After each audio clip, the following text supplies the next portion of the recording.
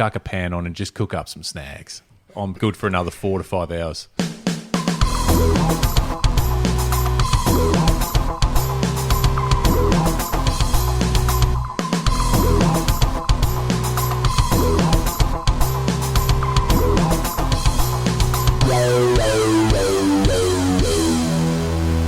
Hello everybody, welcome to The Deep Drop. What is The Deep Drop? Well, it's a fishing podcast, and I'm Luke McCredden, and Adam Ring is the other guy in it. Ads, what is The Deep Drop? I love putting this question straight to you every episode, and you know it's coming, and you're still stumped. We're 49 episodes in. Probably sums up what it's about. So there you go. That is what The Deep Drop is about. There's a couple of blokes that have been fishing together and working together and been in the industry together for a long time, and we're just decided to put microphones in front of our faces while we have our fairly normal, regular conversations. We're just catching up, Luke, and whether you think it's sad or not, yes, when we do talk in private, we are talking about this exact shit. So Sit back, strap yourselves in, enjoy, and more importantly, get involved in the conversation. Head over to Instagram. That's going to be the best place to do that. There's also some little bits and pieces on Spotify. Luke, I'm not even going to pretend to try and explain to people how to get involved on Spotify. So, mate, over to you. I was about to say, you are on fire. Take it away, Ads. You are on tonight. I'm not gonna let you roll with that, but you hit a hurdle, my friend. Mate, I hit a speed bump and there was no going back. You know, that probably sums up the podcast. I'll hit plenty of speed bumps and I'm not afraid to crash and burn and call myself out. I will stop and say, I don't know what the fuck I'm talking about. I had a friend recently say to me there was an episode that they listened to, and it was, I can't even remember what episode it was, but they said there was a moment in it that made them laugh because I was talking about something and then stopped and just went, actually, I've got no fucking idea what I'm talking about. And that sums up the Deep Drop. That's what the Deep Drop is. No, the Spotify thing you're referencing is obviously, Spotify is a great way to follow and listen to the podcast because it's got it all there. But you can actually get involved. There's a bit of interactive stuff there now where there's a poll every episode. There's a question and you can jump on and answer and have a bit of fun with us there. But obviously, Instagram is the other place, Ads. And lots of people do get involved, which we love. Now, speaking of involvement, what we would love even more is to see you guys in the flesh. Come and hang out with us. We are going to be at the Melbourne Boat Show this year, and it's only a couple of weeks away, Ads. And mate, we just want to hang out with you guys and talk a bit of rubbish as we do every episode anyway. And we're going to be recording. We're going to be on stage at the boat show on the Saturday afternoon. So Saturday the 28th is when Adam and I will be there, repping the Deep Drop. You know what? You know what I'm bringing? I'm bringing Deep Drop stubby holders. If you want a Deep Drop stubby holder, come along. Just tell me you want one and I'll give you one. I'm not going to beat around the bush. There's nothing you have to do other than just be there. Do you know what I'm going to bring? What? A sublimated fishing shirt. Oh, Jesus. It's just, I don't know if I can do these live shows with you anymore, Adam. I'm doing it. Now, obviously, Melbourne Docklands is where the boat show is. It's over the course of 26th through to the 29th, but we'll be there on the 28th and on stage for around about 4:30. But best thing about this, tickets are free. So jump onto the Melbourne Boat Show website, book your tickets now, just get it done and out of the way. Doesn't cost you a cent. And bring your family, your wife and kids. We're going to tone it down a little bit. We're not going to be fully carrying on with the language that we do in our regular format show. So I just wanted to drop that in because, you know, there might be someone listening who goes, I wouldn't mind coming, but I don't want my kids hearing what you guys say. Yeah, no, it'll be G-rated. Luke, we are going to the boat show with two main goals, is to deliver a live performance of the Deep Drop that gets the people directly involved. Yes. That's priority number one. Absolutely. Priority number two, we're going to heckle the crap out of the Wind Against Tide boys while they attempt to do a podcast from the boat show. Yeah. I can guarantee you will hear us on that because we'll be heckling the crap out of them. Yeah. They'll might try and get us on the show at some point, but we'll be on every episode that they record of that thing, just in the background. Yeah. You guys are shit. Yeah. Wind against what? Yeah. You know, I hope there's no one listening thinking, fucking hell, there's a real feud here between these two podcasts. There's not. We love those guys. We've done live shows with them, or live show with them. Can't wait to hang out with them as well. I'm going to steal some merch. of theirs. I'll distract and them. then give it away. I'll steal it, then give it away on stage. I'll distract them. Yeah, sweet. Hoodies. They do some good hoodies. Yeah. They've actually got a really cool new hoodie coming out that I saw the other day. Anyway, I don't want to be selling their stuff. Anyway, all right. So Boat Show, come see us. 28th, Saturday the 28th, about 4:30 we'll be on stage just after Merv Hughes. God knows what he's going to talk about, but he's on stage at some point around then as well, apparently. So I'm looking forward to catching up with Merv. I might try and find the nearest bar and just like sing some frothies with him. I feel like it's going to be an interesting show. That's his brand, isn't it? Yeah, just 100. Yeah. All right. Well, I mean, we've got a show to do here. That is exciting, and we're very much looking forward to getting to the boat show and hanging out with everyone. I've got a question for you straight off the top, Ads. All right, I'm ready. And it is a pretty important question, and it can make or break a day on the water. I'm going to say it. If you're in a boat, what is the best boat food snack? Oh.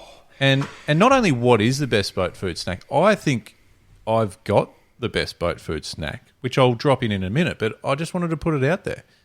Like, you can't go empty-handed. No. You have to have some sort of snack. But what do you do? What really makes you think, yep, we're ready to go?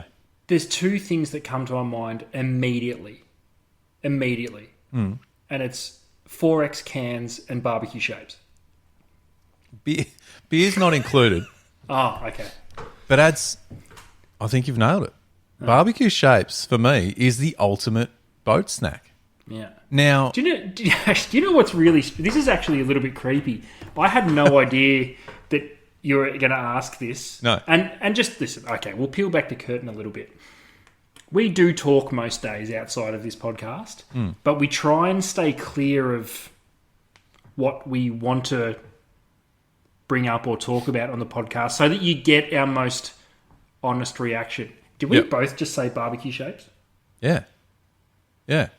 And that's 100%. Like that's not pre-organised. It's not scripted. But I genuinely, tell me another snack that's going to surpass barbecue shapes. There's not. Come at me. Instagram. And I don't want to hear chicken crimpies or nacho cheese or... No, it's barbecue.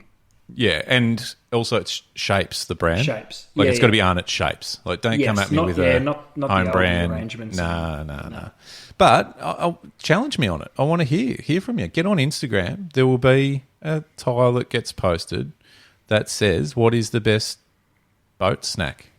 Now... There's some extravagant snacks. I'd almost say there's some extravagant meals getting around on boats these days with little, like... ovens and things, pie warmers and stuff. Pie warmers. Yep. There's that's actually not a air bad fryers. One. Like, oh Jesus, yeah. There's some legit stuff going on, and hey, I'm all for it. Yeah, don't get me wrong. A really average fishing session, especially if you got to put in a few hours bait fishing. If you're putting in some hours, hitting a couple of tides for snapper or gummies or whatever, I tell you what, some hot food, whether it be just a sausage roll.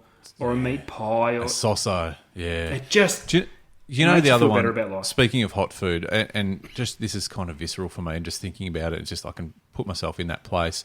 We used to do regular trips, on that far south coast, Eden, Wanboyne, Malakuta.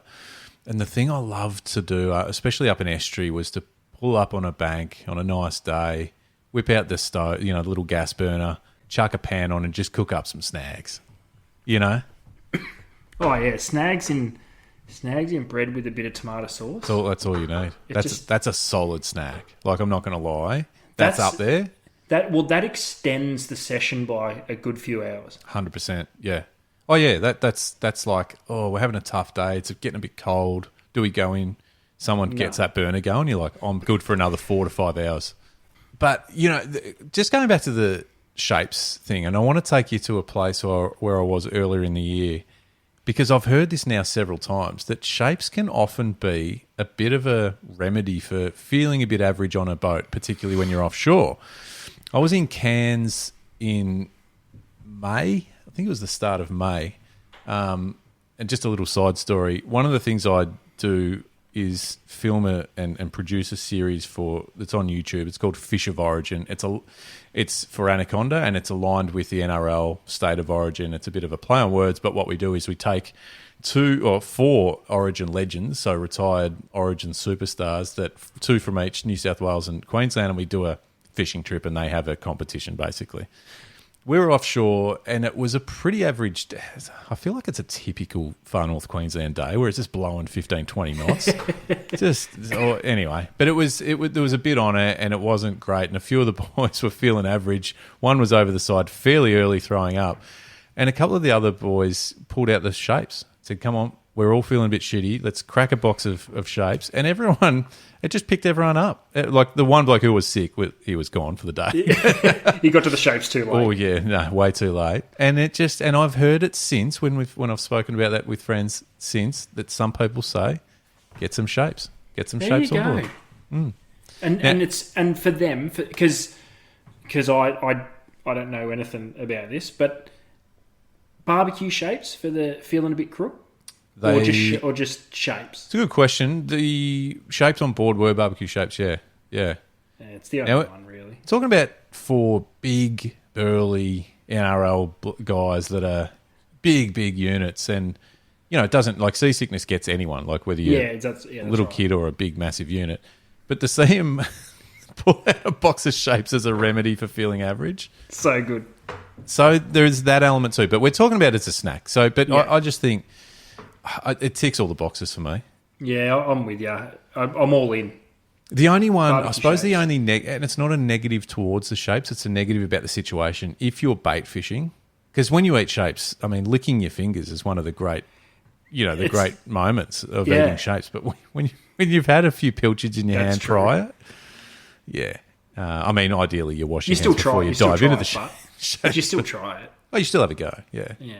So, I mean, let's hear it. I mean, I think you're spot on it, and I probably didn't give enough credit to the pie warmers and that sort of thing. But 100% all credit to them, because that's taken it to another level. I think if you're out there for a lengthy session, I think a couple of boxes of barbecue shapes can only get you so far. And I am the biggest advocate of barbecue shapes. Yeah.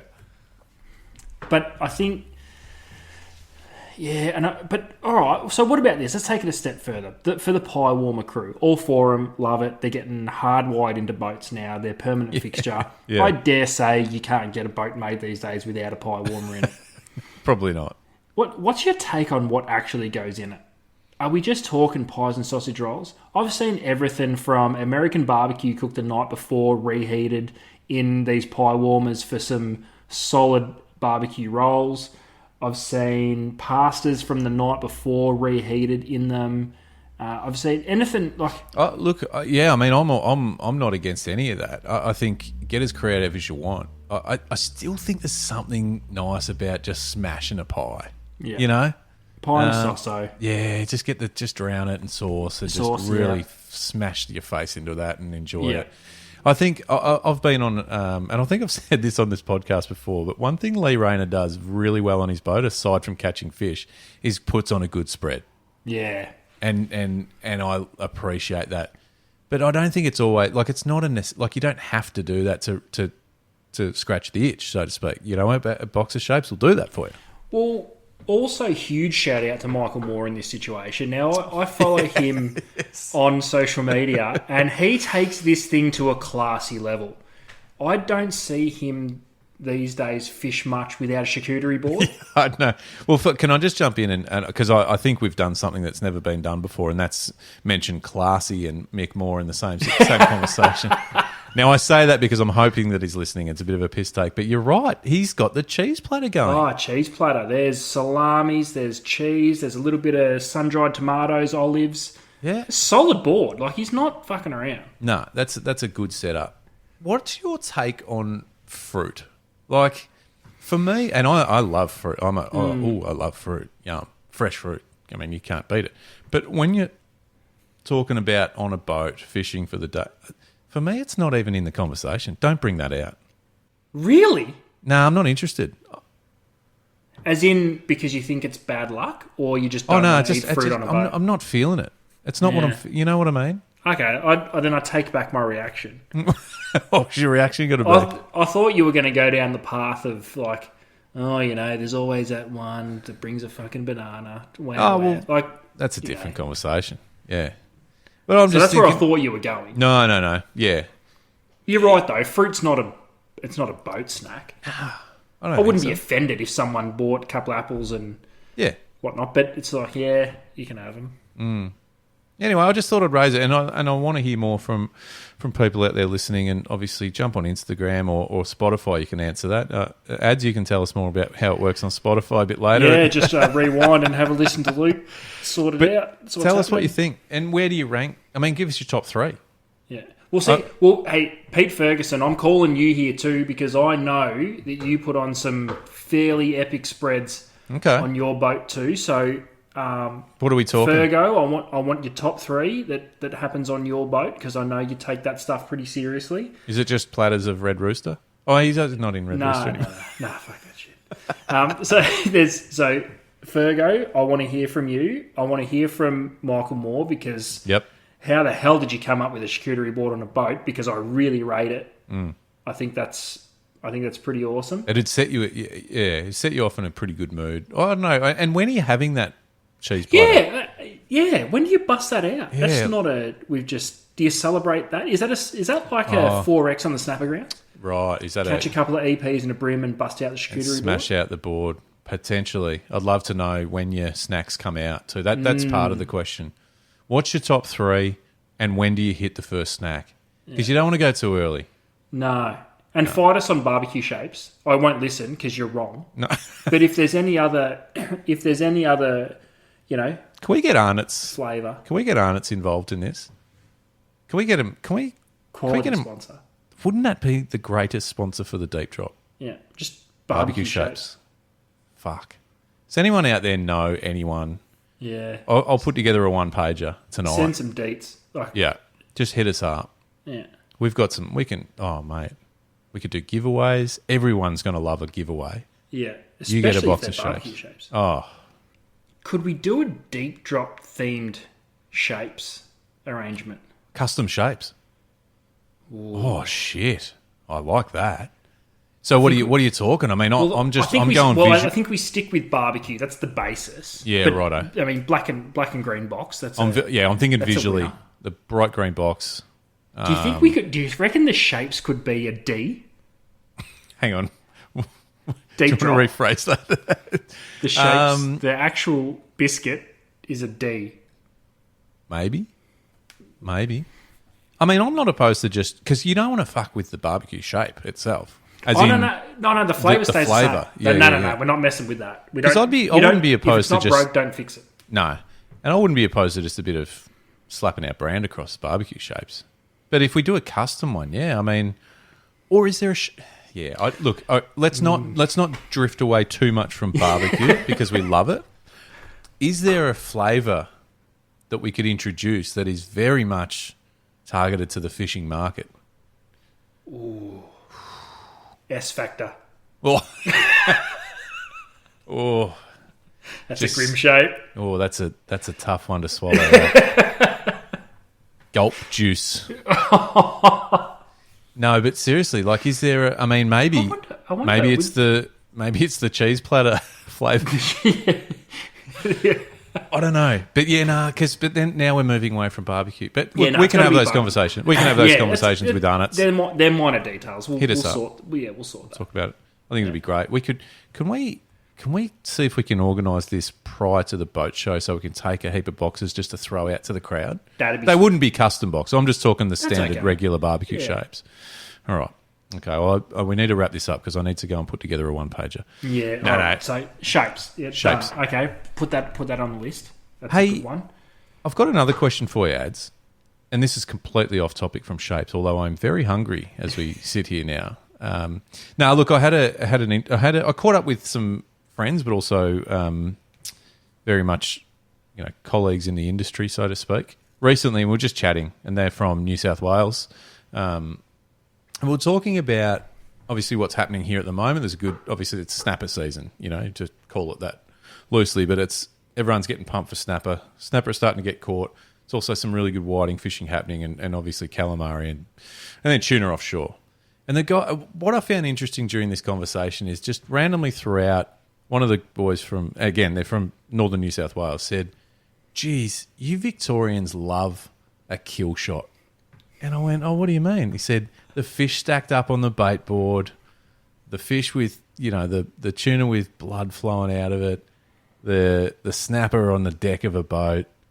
And I went, yeah, there are, and we've spoken early on in the Deep Drop about, I'm not a fan of any of those photos, but I'm like, yeah, I guess. And I'm like, well, but what, like, is it not something that you see much of in other states? And no, it's a Victorian thing. And it just got me thinking. Wow. Is Victoria the kill shot capital?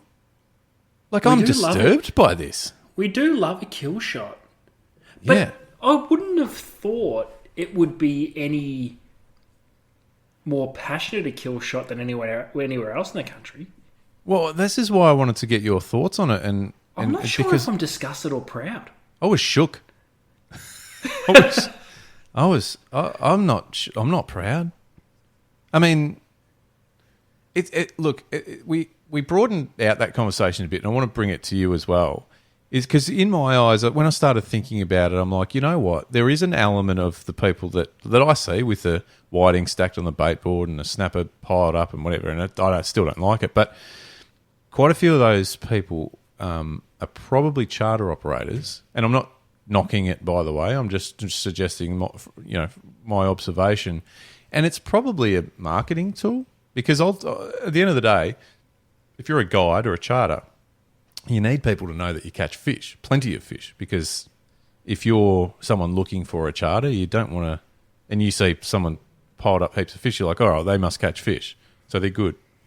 Do you know what I mean? So, yeah. And I don't know if I'm excusing it saying that, but I'm certainly thinking that's probably one element of it. But then I think, no, there are a lot of wreck fish shows that love a kill shot. I've got a couple of thoughts on this. I'd love to hear it, mate, because it's been on my mind since that conversation. A couple of thoughts on it. I think... Do you think maybe our key species... Let's use calamari, King George whiting, snapper. Yep. Snapper not so much, but the other two, they're typically not a big species. So in order to make it worth even taking them, you've got to take a few. Like as in, you don't go out on a whiting trip and go, oh fuck, I'd love to get two. No, exactly. And we actually, this was on the show a couple of weeks ago when we were talking about when you do catch, if you just only catch one or two whiting, you're almost like, I don't want them. Yeah, and it's the same with calamari. But I mean, snapper's a little bit different. But let's just use a snapper for example. The bigger ones, if you've eaten a snapper, the bigger ones, a little bit mushy. We prefer to keep the, plate-sized ones for a feed. But again, you want to take more than one. Head north into New South Wales and Queensland especially. All their fish are fucking big. Yeah, that's fair. And that's even when they're big, they still taste good. Yeah. So it's an interesting. I thought, okay, maybe it's a species thing. That's not a bad thought though, because you're right to showcase. Because if we're talking about getting a photo, to show a photo of a Spanish mackerel or even some of their reef species up further into Queensland, they're all bit. You only need one to hold up. Yeah. And if you want to feed, you can get away with just catching one or two. Yeah. Take 140 centimetre King George whiting, and 40 is that's good fish. That's a cracking whiting. Yeah. Now hold it up for a photo. I bet you it looks like a fucking pencil. Yeah. So there's what do you think about the whiting on the fingers photos? You know what I'm talking about? Yeah, I do. Listen, it's probably the best way to get a good photo of lots of whiting, if that makes sense. Yeah, and you're right. Because try and hold 6 of them not like that. No, I know. But actually, I want to see that photo. And I'm also not saying there is an answer. They are a tricky one to take photos of. And you're right. If you took a photo of you holding one, it looks weird. Yeah. if you can, so I have seen a couple of bait board sort of photos with 6, 7, 8 fish that don't look too bad. Yeah, and at least those photos of the whiting stacked on a bait board, at least it's kind of tasteful. Yeah. The fish don't like. I mean, I know plenty of whiting fishermen that just swing the whiting in over, and before they hit the deck of the boat, they've already snapped their heads back, just opened them like a can. It's such a school thing. They're probably not going to photograph well. Just saying. No, well, and they're also probably not the sort of people who photograph them a lot of the time. They're just the ones that just want to fill the bin. But yeah, it's a funny one. I mean, it's almost its own question. How do you photograph King George whiting? Because do you stick your hands in the air and get your mate to stick 10 of them on your fingers, or do you? There's a lot. Yeah, that's right. There's a lot of effort. But I guess going back to the original, it was just a bit of a thinker, like thinking, is Victoria but if a bit you of think a kill about shot it, capital? I think more to the point, the underlying question of all that is, again, we have spoken about it before, but think of these 100-kilo bluefin. We still prefer to see them hanging from the gantry than we do released. Yeah. It's almost like we get stuck into these patterns of Victorians when there is good fish about. It's almost like we're so worried that no one's going to believe that we actually caught them that we can't just go, got a few kings today. They were awesome. Like we got some, we got one that was, 95 and then a couple at 75. Yeah. Having said that, and in fairness to Victoria and in, I suppose, throwing it back at New South Wales, it was probably only... No, I don't know. I'm not going to give it a time frame, but they were the marlin hanging from a gantry specialists. So how did they turn that around? That was going to be my next question, because it's actually a brilliant example. If you were to compare what we're doing with big bluefin compared to what the fishery they have, and let's just use marlin for an example because it's relevant and it's current. You almost get driven out of the town if you bring a marlin in to keep it these days. I reckon, how did that turn around? I reckon if you're comparing it to tuna, it's probably a tough one, because I think as far as eating wise, tuna sits fairly head above shoulders against marlin, I think, when it comes to table fish. But I think if we throw another species into the mix, swordfish, they're not often, and I know there are some people that catch plenty of them and release them, but they're not a fish that gets released very often and gets brought in and strung up and weighed and whatever. And we're probably painting a bad picture of it. I mean, it's kind of cool. Like as much as you sort of go, they've got a marlin hanging up, part of me goes, what does it weigh? Like, what, tell us about but I don't reckon, I mean, I would wager guess that there's a very small percentage of people bringing in marlin these days. Or is the photo thing a classic? So what are we risking by these photos? Are we unintentionally pushing this narrative that we're killing everything and that we're overfishing our area? That's not my issue. My issue with it is just it doesn't look... It's not a great look seeing a boat deck spread with... fish, snapper, which I 100% agree with. Yeah, I don't. But I mean, there's certainly the ones, and again, we early on in the deep drop, we spoke about some of the photos that get around, and there's the ciggy hanging out of the mouth with the, I'm just going to pick a fish, mulloway, covered in blood, and it's just a shit look. And part of me is like, every time, and this might be nitpicking and getting a bit micro, but I've always had that. Every time we post a photo like that or send it and put it out into public, it's representing wreck anglers. Yeah, do you know what? And I know, like true. a lot of them don't get. They're not reaching people that really. But I don't know. I just get a bit funny with that, and I'm like, if we're trying to become this legitimate hobby pastime that doesn't get frowned upon by certain groups, but we always will. I mean, it's not going to ever go away, which is fine. But then you sort of see some videos or photos, and it's just not a good look. Well, then, but it's also we've also got to remember that a lot of these situations are they're well within their right to keep the fish, but it's more sure. about and listen, I'm not accusing anybody of doing the wrong thing. No. This is not what the conversation's based around. But I want to throw this question out there to everyone listening, and please write in. If you're a recreational angler and you're doing some research, you want to get a charter. You want to go on charter and catch snapper or whiting or whatever. When you're doing your research on trying to find that charter boat, what are you looking for? As in, do you want to see the photos of fish everywhere just to prove to you that this boat's legit? Or would you have the same thought if that said charter was just showing a series of photos with a punter holding one fish? As in, rather than seeing, 25 snapper just littered over the deck of a boat, going, oh, that charter boat can clearly dominate fish. And plenty of charters do this. They just have their punter holding one nice, it doesn't even have to be huge, like a 3.5 kilo snapper.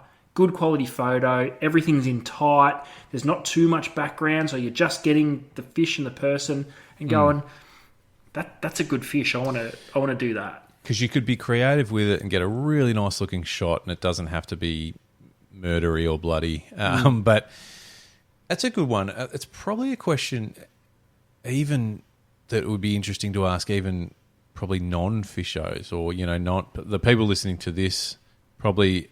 Actually, I mean, we certainly want to hear from you guys that are tuning in what your thoughts are. But I'd be curious to ask a bunch of people that have no fishing knowledge or understanding or anything. Just optically, you're big on optics. You've always said it. What impact it has if you saw a really nice aspirational shot or just a massive fish on the deck? Like and by no means am I shitting on a charterboat operator. If I ran a chartering business, I would want to show photos of a massive haul or a really good day on the water because you're marketing your business. Now, your business is catching fish. So I do agree with what they're doing.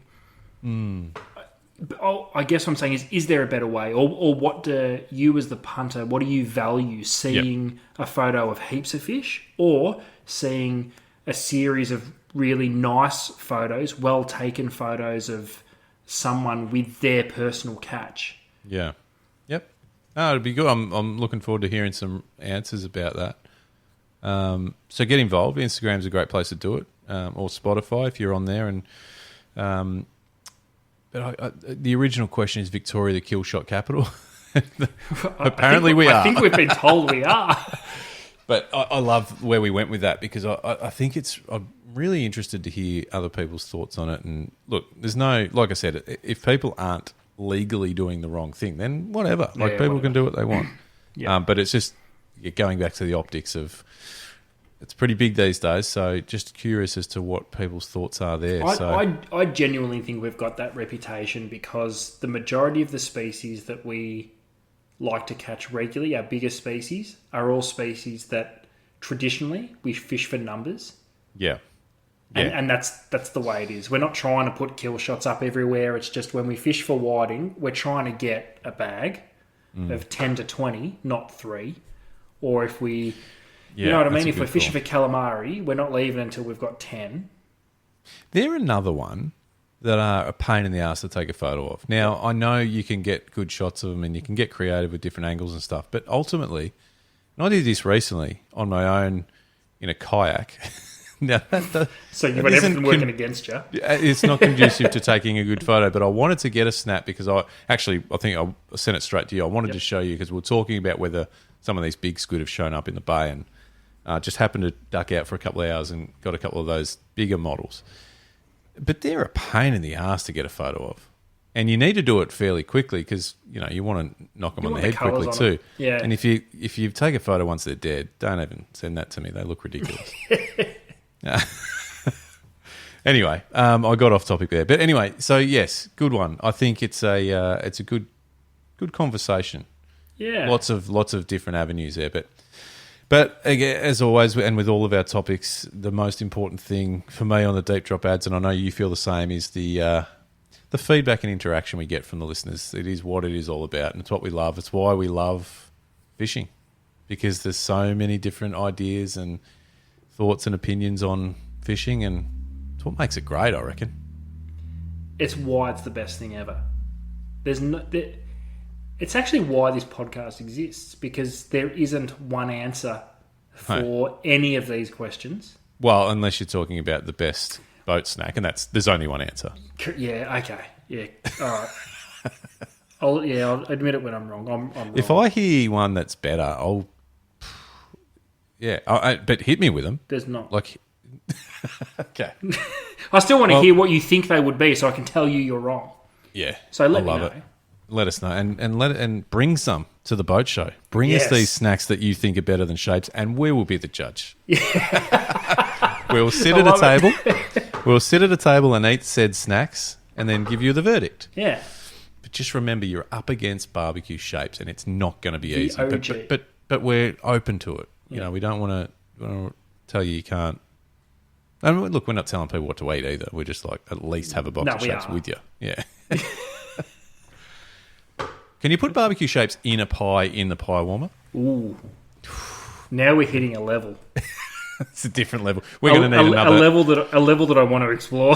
There's going to be another episode just on recipes. What we can do with barbecue Shapes. What we can do with barbecue Shapes. Blend them and make a smoothie? No, we're going into different territory now. Yeah, that's wrong. No, it's wrong. Okay, that's us. Thank you very much, everyone, for tuning in. Don't forget to follow along, subscribe, do what you have to do to make sure you get the podcasts as they drop. We're dropping a few new ones here and there as well that are... we've had some fun with some guests recently, ads. So if you haven't had a listen to those ones, go back and do so, because... Geez, it's good to hear from some real legit anglers, isn't it? Oh, yeah, there's some good people in this industry, and we plan on talking to all of them.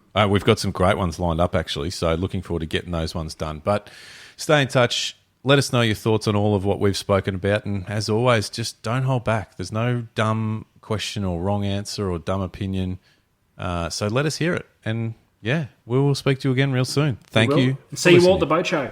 Yeah, the boat show. Woo! Let's do it. See you there. Bye.